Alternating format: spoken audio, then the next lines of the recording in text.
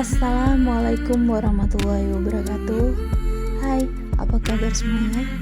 Semoga pada sehat semua ya.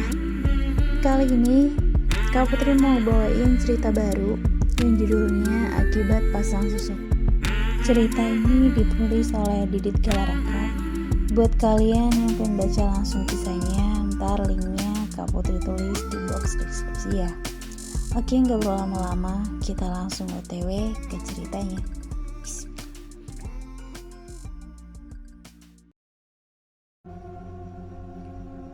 Suara parau itu menggema seisi ruangan praktek sang dukun, Kadi. Ada yang berbeda dari suara Sekar. Suaranya tidak sebagus sebelumnya. Sekar adalah ibu rumah tangga yang sudah berumur 30 tahun. Kecantikan parasnya yang alami memang selalu menyihir siapapun yang bertemu dengannya. Terlebih ketika Sekar berada di atas panggung. Sepeninggalnya nih, tidak ada perubahan yang berarti bagi Mekarayu. Grup tembang itu tetap dalam performa terbaiknya. Semua itu tak lepas dari peran Sekar yang semakin menonjol. Sekar adalah seorang single parent. Dia menghidupi satu orang anaknya yang sudah menginjak kelas 4 SD. Yuda namanya. Yuda ditinggal oleh ayahnya ketika dia masih kelas 1 SD. Ayahnya menerima serangan jantung di sebuah toko ketika dia akan membelikan Yuda mainan kesukaannya. Sepeninggal suaminya, Sekar banting tulang untuk menghidupi sang buah hati. Menjadi buruh jahit sudah ia jalankan sebelum akhirnya menjadi bagian dari Mekarayu. Karena menyanyi, khususnya nyinden adalah kepiawaian Sekar. Beberapa genre musik sudah Sekar kuasai, bukan hanya genre tradisional. Akan tetapi genre seperti pop dan dangdut sudah Sekar kuasai. Mah, Aa berangkat sekolah ya. Suara mungil Yuda berpamitan kepada Sekar. Iya, hati-hati ya, A, jawab Sekar berharap anaknya kelak menjadi seorang yang berhasil. Ini bekalnya A. Sekar memberikan Yuda uang jajan. Langkah kaki malaikat kecil Sekar pergi meninggalkan rumah untuk menimba ilmu di sekolahnya. Yuda adalah satu-satunya harapan Sekar untuk tetap menjalani hidup. Tepat di depan rumah Sekar terdapat toko elektronik milik kakak Sekar, Wandi. Sepulang sekolah, Yuda selalu main di toko uaknya itu. Wandi sudah menganggap Yuda seperti anak sendiri. Suatu hari, salah satu tetangga Sekar ada yang meninggal dunia. Ketika itu Yuda sedang berada di toko. Seperti biasa, ketika ada rombongan pengantar jenazah yang hendak ke makam melewati toko, Wandi keluar untuk melihat kondisi. Otomatis Yuda pun mengikuti Wandi keluar toko. Melihat keranda yang digotong oleh warga, Yuda menepuk tangan Wandi lalu berkata, Wak, kalau Yuda ada di dalam sana, dianterin banyak orang kayak gitu gimana ya? Sambil menunjuk ke arah keranda, Yuda mengucapkan perkataan yang membuat Wandi kaget. Hus, jangan ngaco kamu. Udah, masuk toko sana. Wandi sedikit menghentak.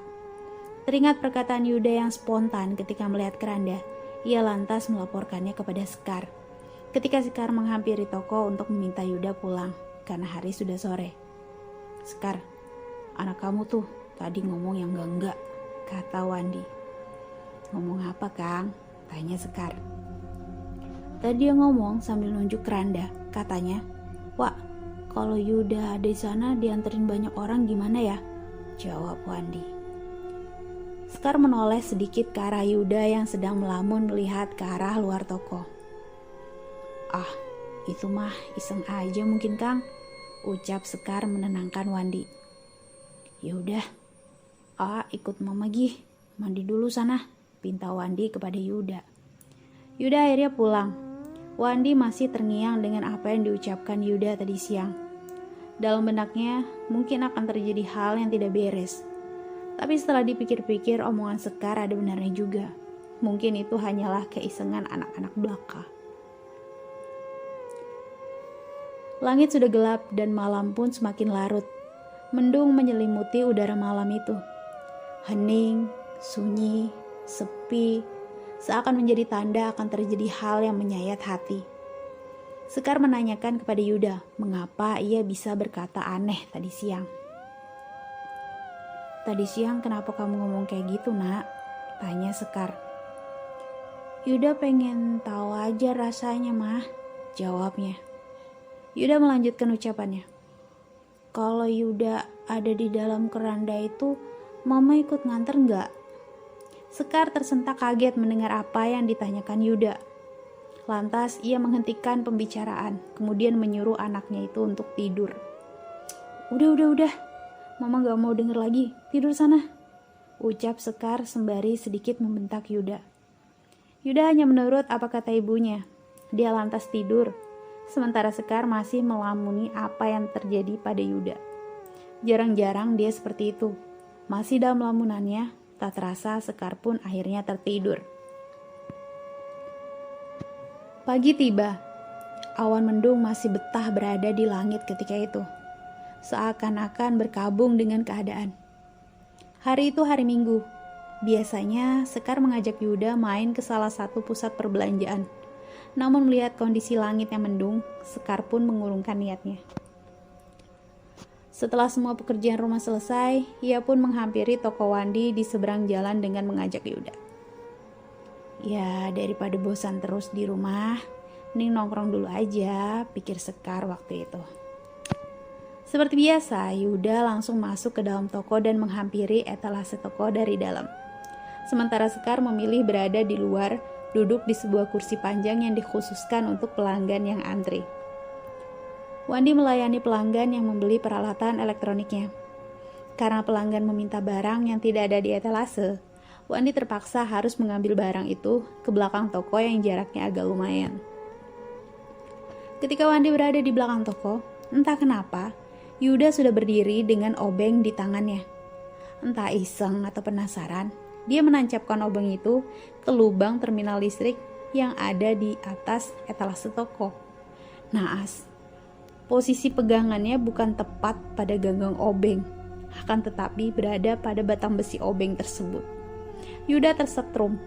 Bukannya ia lepas, pegangannya malah makin kuat, seakan kaku dibuatnya.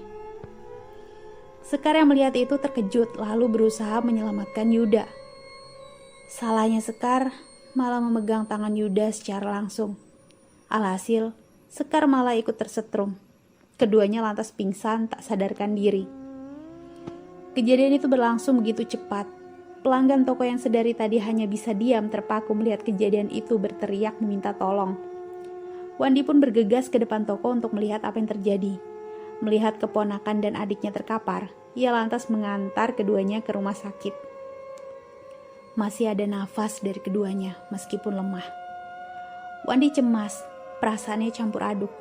Ia kembali terngiang perkataan Yuda. Kalau Yuda ada di dalam sana, gimana ya? Tak terasa, air matanya berlinang. Ia tidak mau keponakan yang sudah ia anggap sebagai anaknya sendiri itu meninggal mengenaskan. Sesampainya di rumah sakit, Yuda dan Sekar bergegas dibawa ke UGD untuk ditindak lebih lanjut. Wandi hanya berharap nyawa mereka berdua terselamatkan.